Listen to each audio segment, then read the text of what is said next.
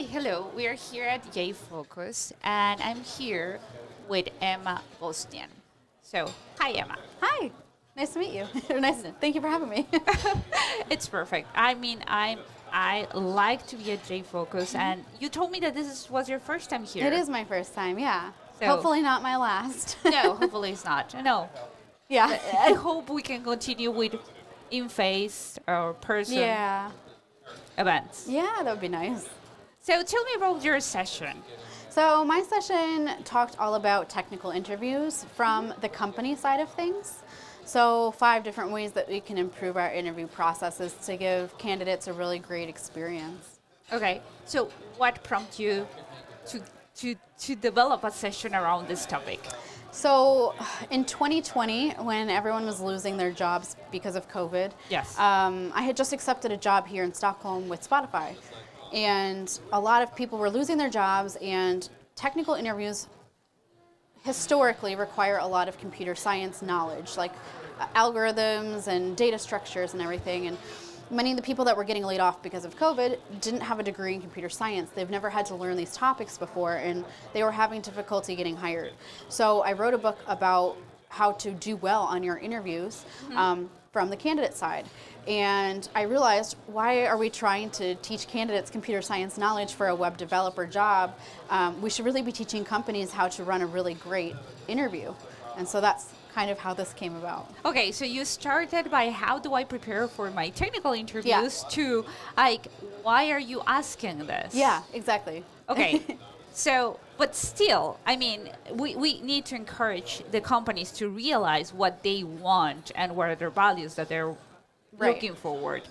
But sometimes it's easy to give tips to candidates. So do you still have some of them? Like tips for doing good at any interview process?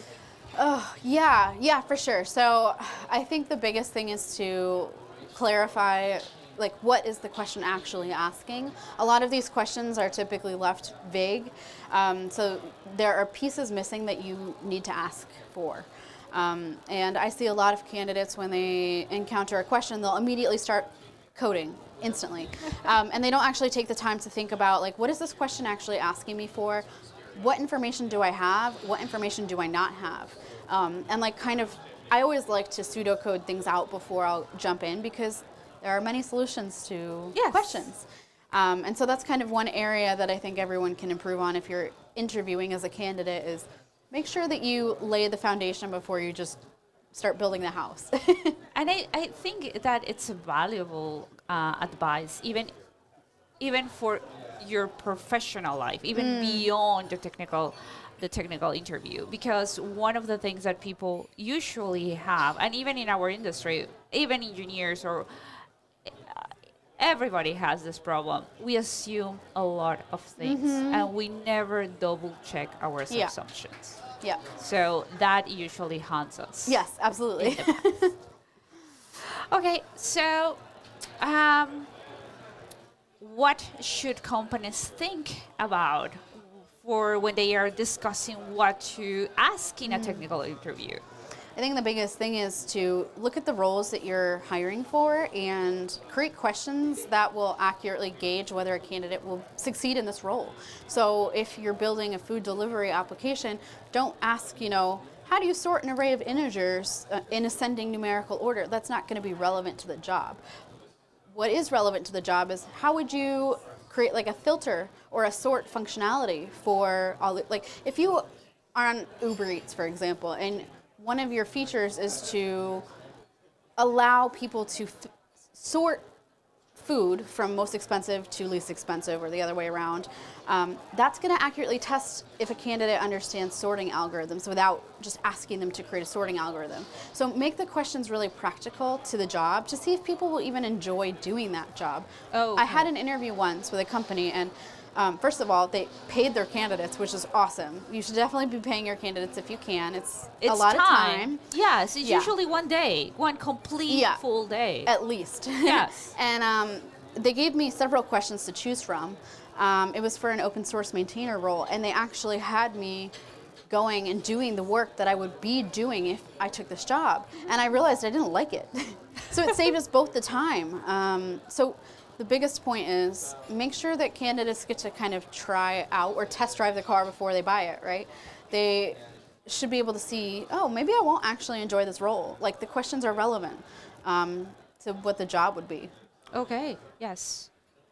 Yeah, sometimes we are creating one solution that fits all, and that's not the case. Yeah, I mean, it used to be like the Google-style brain teaser questions. That's what tech interviews used to be, and slowly we're shifting to see more practical questions coming out. But yeah, tech interviews used to be notorious for like brain teaser, like how many M&Ms can fit in a bus? Like these things aren't relevant, and they're hard. I mean. Okay. So what do you like about technical interviews? Like what are the things where you have felt, oh, they get it? I like, if I'm interviewing someone, you mean? Yes. Yeah.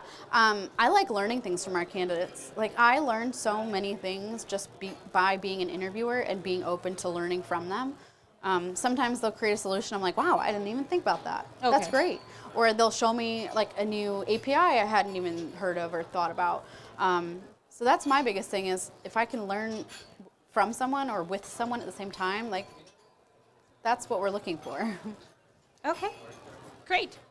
Well, one last question. What do you hold like in high esteem or high value when you're working in your team? Like what are the values that you should, like you cherish as a company or as a team that you are also looking in new candidates?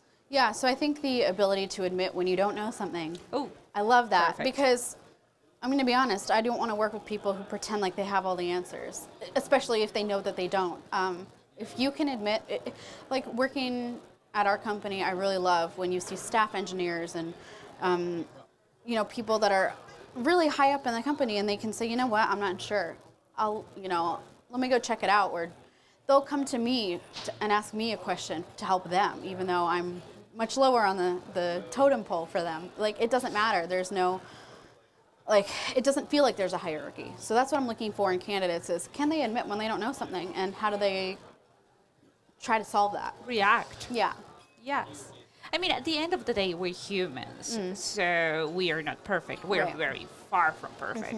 So the fact that we are able to admit either we have not the answers or make mistakes, Yeah. and try actively to learn. Definitely. Yeah, that's one of the phrases I like. Like, I don't know how to do that yet. Yo, I love that. Yes. Yeah, that's great. Yes, because that's life. I mean, It is life. In technology, we cannot possibly No. know everything. No. So you have to know when to ask for help. Exactly, and as fast as possible. Yeah. Well, thank you very much, Emma. I'm looking forward to see your recorded session. Yeah, thank you. And I hope to see you here next time Yeah. or in anywhere in the world. Yeah. Thank you very much.